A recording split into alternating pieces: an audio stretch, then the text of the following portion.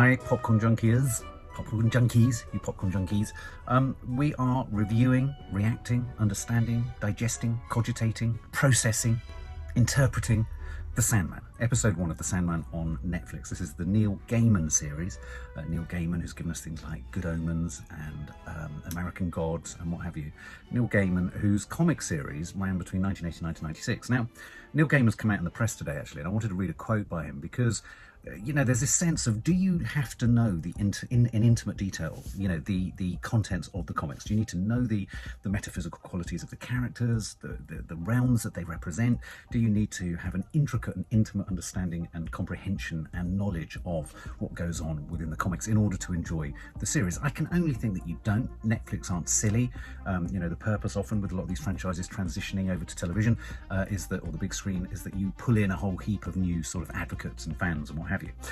Gaiman has said that the series is meant to be absolutely enjoyable for those of you who haven't read Sandman. We made it as much for you as the people who had read The Sandman. Nobody gets to gatekeep Sandman. So the reason I'm using that is Neil Gaiman himself has said it's all right not to grasp or know fully all of the intimate details of this realm.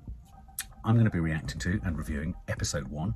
I'm going to jump on some further episodes, but I wanted to just talk about episode 1 because episode 1 obviously is the opening shot. It's the first experience I've had of it, and I wanted to share some thoughts, and I wanted you to clarify these, clear them up, maybe dissuade me from certain prejudices that I'm already feeling, or kind of promise me something that I can get excited about. Now, one of the things that's really drawn me into The Sandman is the idea of the cast. The forthcoming cast for The Sandman looks quite sensational. We've got character actors like Jenna Coleman coming through. We've got Gwendolyn Christie playing Lucifer. We've got David Thewlis in there. Charles Dance is in the first episode, obviously, that we're watching. We've got Mark Hamill in there, Stephen Fry, Sanjeev Bhaskar. They're all sorts of, you know, talented, clever, funny actors and performances coming through. And I hear that David Thewlis is one of the performances that one really needs to keep one's eye out for. Episode 1. Well, let's talk to episode 1. I have to confess, right at the beginning, I was really excited because I saw Bill Patterson's face. Bill Patterson, a brilliant Scottish actor. He's been trotting out these roles over the years. He's reliable. He's always good. He's always grounded. There's always a real kind of authenticity to him. And he brought a really sort of, he made me confident. I always felt confident with Bill Patterson, a workman-like actor. And so right at the beginning there, we had Bill Patterson. And then quite quickly, we moved into a type of CGI with a crow, a raven, a magpie. I think he calls it a crow, but it's got a white chest. Is that a magpie? Are they corvids? Is that what they're called? I've got one over here. Are they called corvids, those types of birds? It became, for me, quite quickly, computer CGI animation. And I was resisting this because I was thinking, hang on, this is like one of those chapter headings at the beginning of a PS4 game or something like that. And I thought, well, no, hang on a minute, pause there. Don't even have prejudice against computer game animation because they can be good. And I thought, just go with this. Maybe that's the feel, maybe that's the aesthetic, maybe the thing that we're going for here is a bit of a twist on the purposeful artificiality of CGI. I was giving it that sort of, you know, maybe that was it. And then within the middle of this, Bill Patterson is kind of moving, heading off towards this enormous old house, and we're given a sense of the Sandman, the dreamer. He has control, but all this kind of stuff. So we've got a sense of Tom Sturridge, who plays Dream. I mean, he's literally called Dream. I think he's also called Morpheus, is he, in the comic books? And he's an endless. I think there are also death. I think there's also desire, is there? They all begin with D, I think. Despair, there's despair. So we were introduced to Tom Sturridge. And now Tom Sturridge I talked about in the trailer reaction, which landed at Comic-Con. Incredibly sort of emo-esque, incredibly sort of androgynous, sort of, he looks incredibly like, if I'm honest, Neil Gaiman. A sort of Neil Gaiman / Edward Scissorhands / Johnny Depp / emo type character, lead singer of The Cure or the Smiths, that kind of thing. So we were given a sense of Tom Sturridge's dream, and it's told that his narration is working. It's incredibly down. I like his narration. I have to say, I liked his voice. I like there's authority there. I can live with that narrator for the rest of the series for sure. We then have Bill Patterson rocks up to this house. He meets Charles Dance. Charles Dance is always good value for money, isn't he? Incredibly tall, sort of incredibly sort of, he's got such presence, hasn't he? He's got such presence. And so he was this sort of, he's the magus or the magus, isn't he? The sort of a magician, a sort of a guy. But he's obviously, Bill Paterson's arrived with a book, and in this book, there's spells, and Bill Paterson's lost his son in World War One, and so too has Charles Dance lost his son in World War One. And so there's the opportunity here with the spells from the book to incant and potentially resurrect, perhaps, the lives of their lost sons. But in the chanting and in the, so I tell you what I'm getting as well. I'm getting Knights of the Round Table. I'm getting all that kind of, what's it called? God, what's that bloody thing when you get the pentangle and then there's this idea, Masonic lodge type stuff. All that kind of weird stuff is threaded into this, certainly around the Charles Dance character. But Charles Dance invokes Dream, almost drags Dream, Tom Sturridge, the kind of the subject of this series, captures him in the spell making and the spell casting. And ensnares him, and then we have a naked Sandman who's lost his helmet, and it's a fabulous helmet. It's very alien-esque, isn't it? It's sort of like a skull, a little bit like Predator. And in the process of this spell making, he captures Dream. He also induces an enormous sort of sleep paralysis, if you like, over huge numbers of people. So a sleep condition spreads and infects and captures people. And we're also introduced to this other character who, tell me who he is. Is he Corinthian? Is that his name? I think it is. It's a guy in a boater hat who wears sunglasses. I was getting massive Elton John vibes, but I was also getting Michael Sheen vibes from Good Omen. The boater hat seems to be, is it a Gaiman thing? Is it a bit of a Neil Gaiman thing?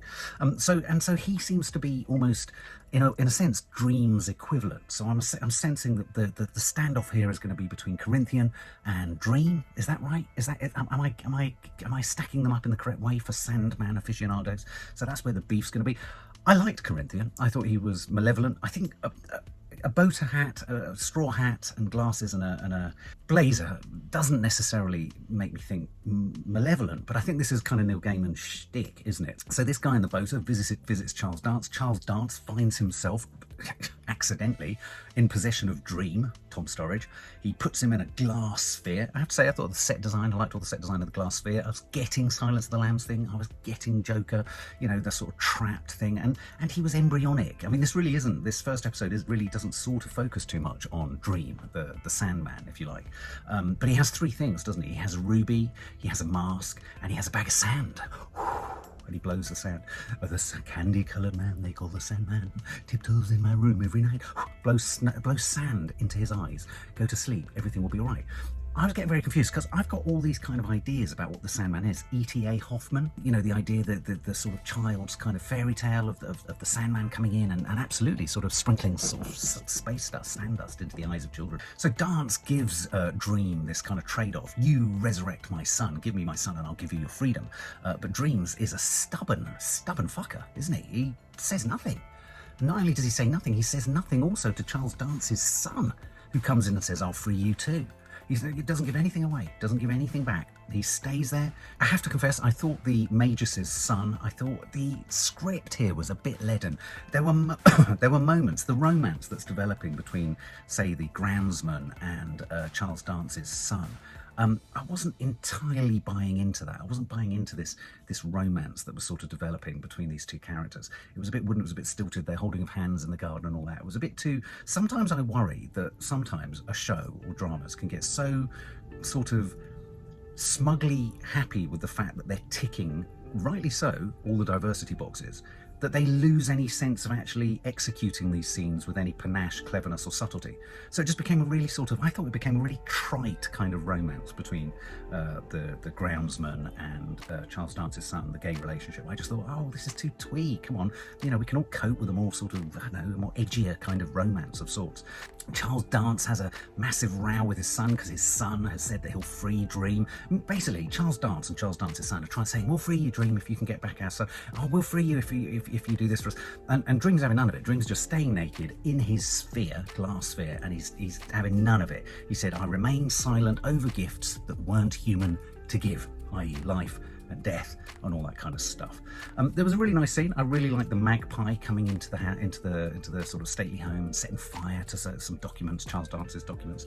I liked, and there was a very dramatic moment at the moment that the bird was shot. When they shot the bird and it splattered all over the glass and you saw Dream's upset and distress at this. The handful of dust moment, the romance between, Charles Dance's son and the groundsman. Oh my God, I mean, it was cringeworthy. It was cringeworthy and embarrassing and awful. And I think for me, those are the aspects of this show that I was really disappointed by. I'm so up for kind of throwing myself into this fictional realm. Although I like metaphysical ideas, I find them sometimes they can be a bit loose and baggy for a good story, because if anyone can be anything and anyone can go anywhere and everyone is everything and do anything, if you can be death and if you can manifest desire or dream, it's a big remit, isn't it? It's a big brief. I mean, anything goes. So, and sometimes I find it hard to believe that, and sometimes I find it hard to invest in too much of a concept rather than a personality or a person. But I'm up for this. And in this first episode, I didn't get a lot of Dream, which is why I'm sticking with it, because I'm looking forward to getting more of Tom Sturridge in episode 2. And the very end of this episode, there was a clear, tease up clearly how Tom Sturridge and Dream is going to be, Sandman's going to, I keep saying I presume he's the Sandman, right? He's got the bag of sand. Charles Dance dies. Charles Dance gets his head knocked, very undramatic, and bleeds to death. And that was all very exciting. The son of Charles Dance gets old so quickly, too old, in fact, and the prosthetics were just awful. I mean, he looked so old. You've got all this CGI around, and the prosthetics were bad. His partner, he looked bad too. It was just old. There was quite a neat, funny little moment where I thought the guards guarding Dream in his glass sphere, they were sort of dreaming of Majorca, and then suddenly Dream obviously made them go to Majorca, and then they die, and they're killed. They're thrown into eternal sleep.